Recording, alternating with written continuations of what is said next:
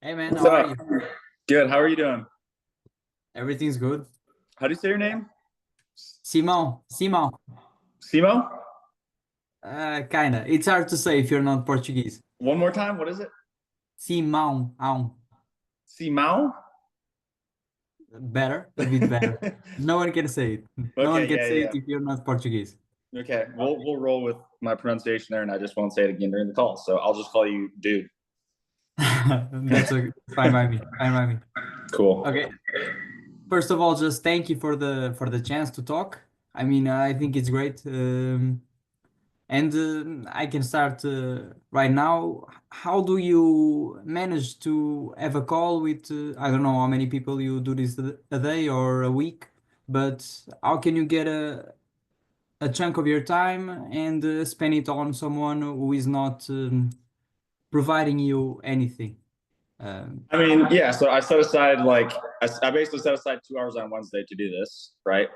And I mean, just like brutally honest, there's a couple different reasons. One, I do like talking to people and actually getting faces of people, of just like, I don't know. So I'm not just like a dude on Instagram, like, putting out content, right? And actually get to talk to the people that just actually get to talk to people. I really do enjoy that, and legitimately helping people. Cause like when we get on these calls, when I get on calls with my clients, there are specific targets that we're going for, and there's specific things that we're trying to do, right? But when I'm on a call here, like I don't know, like we're just talking or having a conversation. I'm trying to help. And I do actually enjoy doing that.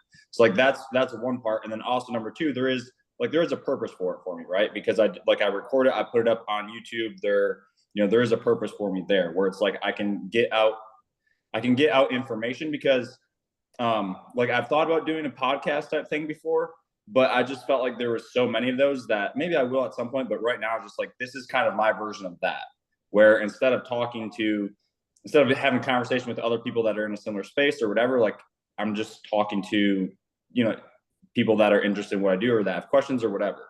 Right. So it's kind of like my version of that.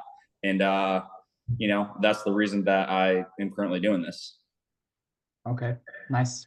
No, I can see that. Yes, not direct value, but indirectly we're giving you something and you're benefiting from it also, and you just like it. That's the reason. That's okay. Yeah. Um, but I was actually time management during the day. I mean, I still have classes. I work late at night. I know we have to make priorities. I still train. For me, that's one of the first priorities. We learn so much through training. How do you, I mean, manage all the information that I don't know, there's so much information available. How can you sift through it? How can you just focus on what you're doing? And how do you manage your time during the day? Yeah. That's a great question. I would say for myself personally, farther back or earlier, I definitely struggled with this more. Like when I didn't have, specifically in regards to training, but then also some other things within my life, like when I didn't have as much clarity on what it was that I was doing, how I was doing it, and what I wanted to do, I would take in a little bit more information just from, whether it's books, audiobooks, podcasts, like all that different type of information that's out there that I could take in. Like I would take in a lot more of that in the past before I had more clarity.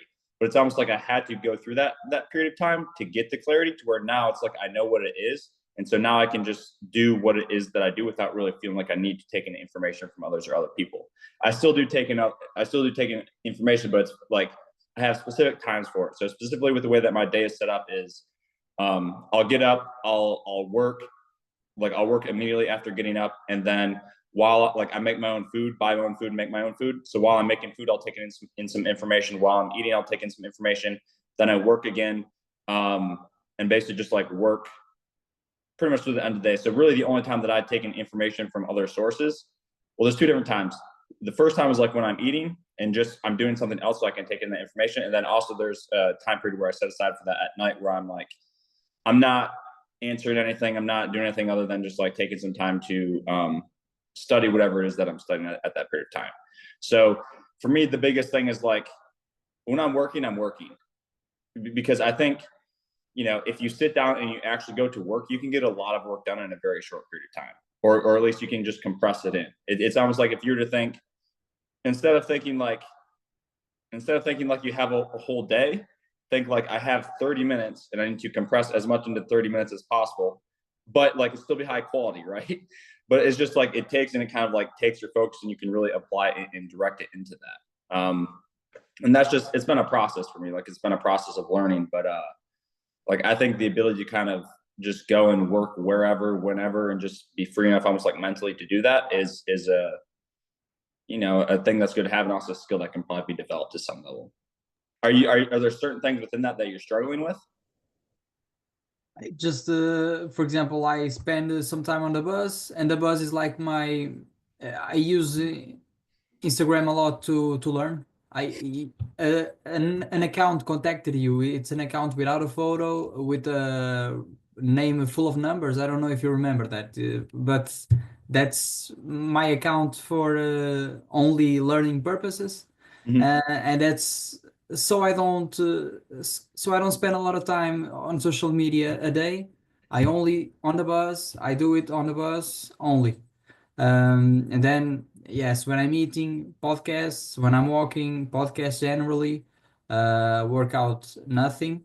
Yeah, but Yeah, then I have the classes, then I have, but sometimes I just feel like I have probably hundreds of articles to read that I'm keeping, hundreds of podcasts to listen to, videos and all that, and just it's adding up. But and one thing that I will say off of that too is, at some point you need to take or for myself, I suppose, at some point I need to take the information that I was taking in and actually use it, because there is a thing where like let's say you take in podcast after podcast, or you read book after book after book, and there is no actual like practical use of it. And if there is no practical use of it, like it just comes in and doesn't actually, it's not really real to you because you haven't actually gone and used it, right? So that's why I don't, if I'm going to listen to something, I want to then take and apply it right then and there. Like I don't want to just go on to the next thing. It's like, no, what did I actually get out of this, and then how am I going to apply that? And something that clicked for me was, I mean, I think school is pretty bad in general in terms of education. Like I don't think it really does that. But all that being said, there is some process of like you taking information, then you at least take a test on it. And again, I think the tests are kind of terrible and ass, but whatever. There's still something where you take an information and then to some degree you do something with it. And what I realized for myself is when I got out of school, I didn't really do that anymore. I was just taking information. And so once I kind of realized that, I can now look and see like, okay, when I take in information, I want to then to some degree also take and output that information, because the outputting of the information takes and it makes it mine. It's not just like here where it's like all up in my head. Now it's out in front of me, whether it's like whatever that looks like for you, getting it out in front of you, using it in some way so it actually becomes applicable for you, and then you can integrate it into your life, or you can say this is bullshit and doesn't matter, like whatever it is, right? But at some point you got to take the information that you have, get your own viewpoint, get your own perspective, so that you can start working with it from your own viewpoint and perspective. okay, nice. No, that makes total sense. Okay, now changing gears a bit. I work in the, how do I say it? Like, I work with physiotherapists and in the rehab area. And I'm with a kid currently. He's 12 years old. He ruptured his ACL when he was 11. Um, and I started working with him like, I don't know, maybe 12 months after he ruptured. So now he was only doing gym work. We started doing some plyos, some first seated, then standing and not moving, then moving forward, then unilaterally. Even started running a bit, sprinting a bit. He was feeling great. But then the physiotherapist asked me, physical therapist, yes, something like that. Yeah, They asked me physical to, therapist. Yeah. yeah, they asked me to stop the running because it was deemed too risky, and I get that. But I was just wondering, a kid that can't sprint, that can't do any change of direction. We are doing some plyos that have a component of change of direction that manage to simulate some aspects of sprinting. But how would you like, I don't know, how would you Do go that. Yeah. about training So him? Not he's just 12. the physical. He's What? 12. He's 12, yes. Not just the physical part, but the whole pipes stuff, like the Yeah, physical, yeah. the emotional, all that. So you started working with him 12 months after he had the surgery. No, he didn't have a surgery because he's too young. In Okay, so he Portugal, ruptured it, but you started working with him 12 months after he ruptured it. so he ruptured it. I Yep. wasn't yet working in that space, and they tried to work him back to return him to play without the surgery. But then he had a re-injury, some a meniscal tear, also something something that I'm not remembering right now. Um, and then they just said, okay, so only gym work. And then this year they were thinking about operating, but in Portugal there are not a lot of surgeons that are willing to risk operating a 12-year-old because if something That's goes wrong, good. Yeah. yeah, the leg, one leg can be shorter than the other and something like that. So no surgery, no plans on surgery anytime soon. Only when he starts growing, When stops when did he growing. have the re-injury of the meniscus? How long ago was that? That was in May. So it's going May to of be last 12 year. months. Yes, 12 months in 2 months. Okay. Um, is he when you had him start doing sprinting, was he having pain? No, nothing, no pain, never. Only, yes, pain only at uh, end range knee flexion. Okay. Only that. Um, so what? I mean, these are situations where like it's tough for me to because I don't know. I take in a lot of information when I do rehab, especially when we're talking about a 12-year-old. Like, I don't want to provide. I'm not trying to provide advice when I don't know everything, right? So, like, um, what is the reason that they don't want him to sprint? Like, because, and I'll provide context. When I'm working with athletes, let's say, I get a pro guy or get a college guy, usually a lot of them will be like, oh, back when I was 10 years old, I fell off the monkey bars and I, tore my shoulders or popped out of place. But within 3 months, I was ready and was back to go because I was 10 and my body was like, it just bounced back. So my question in this specific case is, um, what is the reason that they are saying that sprinting is too, like, why don't they want them to sprint? Because again, I don't, from my experience with athletes that young, like obviously we don't want them to get injured, but like, with a lot of people that I work with, they did and they just bounced back really fast and it was fine. What is the reason that they don't want him to sprint if it's 10 months after meniscus and he isn't having any pain or issues with it? Like, what's the I mean, they say he has an unstable knee, and that maybe the whole deceleration and acceleration can provoke something in that unstable knee. Well, but I'm like, being clear. do they have a plan to progress to sprinting?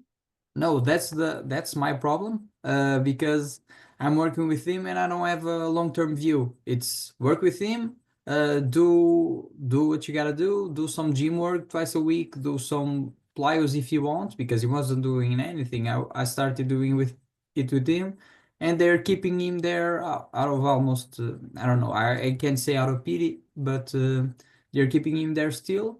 And they're expecting that when he stops growing, when he's 16, that he'll be able to eventually return to play after not sprinting, not having any change of direction, after not participating in soccer.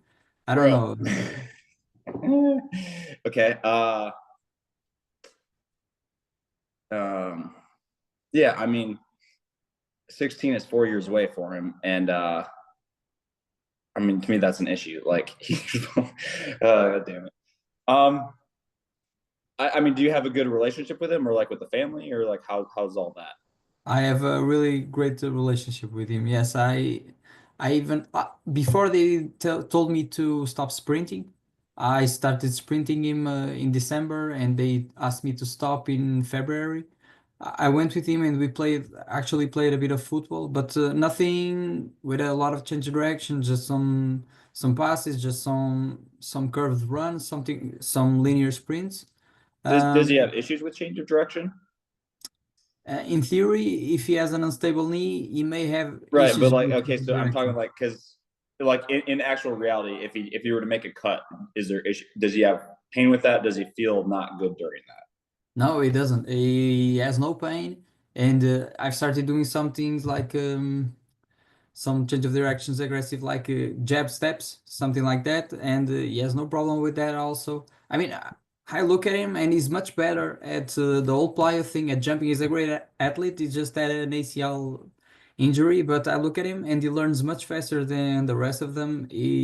I always ask him, look, if you don't know the jumps, just look at him. He's doing the jumps. And he's an example for the others because he just learns so quick. He does everything Yeah. with a great technique. It's just yes, we Uh, have. is it? I mean, I don't, just based off the data that I have, it would make sense to me for him to just stop doing the PT and leave that place. Is that an option? I don't think it's an option. Like in here, it's a club. It's a high level club. Okay, Um, okay, so let me get some context then. So he's in a club, so he's in a system where that system keeps him from, let's say he's 12, right? That system, he's in that club from like 12 all the way up until 16 or 18 or whatever. I Is mean, that they get cut if they're not good enough. They get cut right to I don't know from age like 9, 10. They get cut if they're not good enough. But yep. they're still keeping him there because they believe in him and they believe that Can he long choose to term, leave? yes, he can choose to leave. Yes, that he can. Okay. I'm not trying to give life like I don't know. This is, like I said, I don't know the entirety of the situation. I don't know the person. I don't know the family. But like, what I will say is, I mean, dude, he's 12 years old. He was 11 when it happened. Like things like that happen when people are young, and it doesn't like telling a 12-year-old that he has an unstable knee. He's just like, bro, I want to go kick the soccer ball, right? So Yeah. like, if how would I handle that? I mean, if I myself is in the situation, I would definitely have and maybe have you had a conversation with the like individuals that are in charge or that are telling him that he can't sprint or that he can't do that? Like, have you had conversations with them? It's a very, how can I say this? Like one directional relationship. Like it's my first year there. They're there Yeah. for some time. They're the head of the department, kind of like that. And just like, okay, you have to stop this because it's too much risk. The parents don't want to. We don't want the risk. And The parents don't want him to sprint either. his parents had an ACL. It's like it's one of those parents that he still believes the whole 90 degree. No, the knee in front of the toes is dangerous. He was a player, and now he still has some beliefs that I think are hard to overcome. And he also had knee injuries. He had meniscal. I think he had an ACL rupture. Yeah, he also had meniscal issues, Okay. and he's a bit afraid of the consequences. Let's say. Yeah, yeah, yeah. I mean, that would probably be the first conversation to happen. So if you've already had a conversation with the club itself, the next conversation would probably be with the dad, and that would be like just straight up. That would come down to you being able to explain it clearly, like explain why it would actually be detrimental for him to not do these things. So your ability to communicate that, to understand, and be able to like make it simple, or just like at least like make it understandable to him in terms of like this could actually like this isn't actually going to be good for your son to like completely take him out of this, to put him in this situation where he's like he has this thing where he can't do anything for 4 years, as in the time where he's supposed to be developing and just like being a kid and going and doing things right. That's the first. If I was in the situation, that's the first conversation that I would have would be with the dad, because I think it doesn't sound like if he is not gotten on board, then like you can't just pull the kid out. It's like the parents are the ones that have the kids there, right? So there's got to be something from that. Like if the club isn't willing to budge, then it basically becomes from the parents' end, are they willing to take him out if it's not the best for this kid, right? and put him in a different club or what. I don't know exactly how things work over there, what the situation is, but I mean, I would at least have that conversation to the best of your ability, because I mean, come on, dude. he's 12. Like, what are we doing? So Yeah, yes, the question got a bit long, but this was just like yes, that's great. Thank you. I don't know. We had a 15-minute call. I don't know if you have someone next. no, we can go. So it gets scheduled out for 30 minutes. So we can go to like, I mean, I don't know what time it is for you, but to like 57, or basically another like 5 minutes or so. Yeah. No, okay. It's But 9 p.m. here. So. if you just kind of, because you sent me a DM before, just kind of like let me know how that situation goes, and if you need anything else, like, because that's a rough, you know. Yes, Anyways, yeah, but it's going to be fine. I was just wondering, like the whole pipe thing, if something to do like implement with the kid right now, like for him to like within what he can do. yes, the whole rest of the body. If there's something like Yeah. major at that age, that's like really key not to miss that he can do. Yeah, I mean, at that age, you know, well, I mean, mostly at that age, I would have him playing games and doing some training. But like, if he's not really allowed to play any games, then it would be, I mean, I guess like a lot of, I'd probably ask him what he wants to do. Okay, okay, like for knee health, they would be like, you know, a lot of joint moves for his age. It'd be like a lot of joint moves. You know, isos would be good, or slow lowers would be good. And then some, you know, probably not much strength training, but just like isos, joint moves, maybe some impulses, you know, some depth drops for whatever he's allowed to do for that. Make it fun, make it integrative or whatever, however much you can, and then, you know, figure out what he wants to do. yeah, okay, nice, thank you. So I had just a quick question. Like you seem like a guy who is always on. You said you are caffeine, like in one of the deck talks. You don't need caffeine, you're caffeine.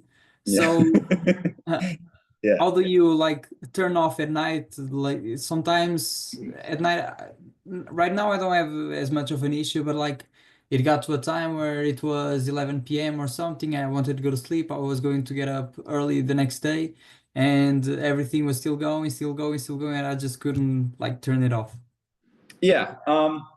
I mean, for myself, I guess I have found that uh, the more actually like in present time I am during the day, and the more I'm like aware, awake, and doing things during the day versus kind of like off and thinking about things. Like if I'm actually getting things done, I'm putting myself into like actual physical action and getting that done.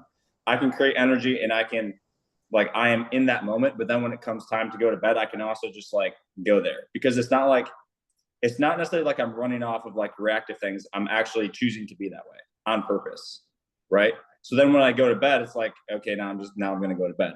It's not like I have to be thinking all the time, or like I have to, I don't know, be energetic all the time. Like, I don't know, just like I'll go to bed, and I'll just go to bed. Like, I don't know. Okay. Yeah, but I know what you're saying, where it's just like if things are continually running and continually going, sometimes what does help there, just write it. Like, I have a notepad next to my bed, and I'll write things out.